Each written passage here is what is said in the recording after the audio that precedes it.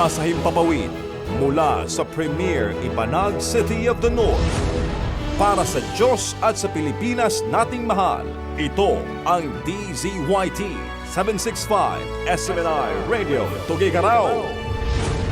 Kapartner mo sa balita at serbisyo. Mga balita, impormasyon, serbisyo at inspirasyon dito lang sa DZYT 765 SMNR Radio Tuguegarao. SMNR Radio News Blast.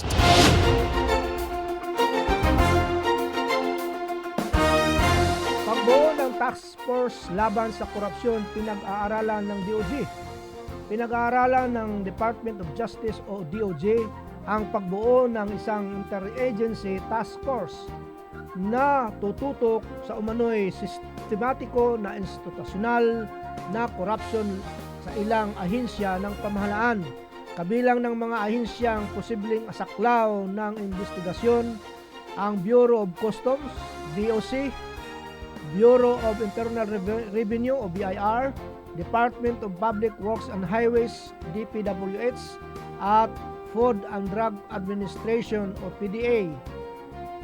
Plano rin ng isama ang task force ang National Bureau of Investigation o NBI, Criminal Investigation and Detection Group, CIDG, at Anti-Money Laundering Council para sa mas pinagsamang operasyon. Tinututukan din ng DOJ ang mga reklamo ng smuggling, procurement, anomalies, at posibleng collusions ng ilang opisyal at pribadong grupo.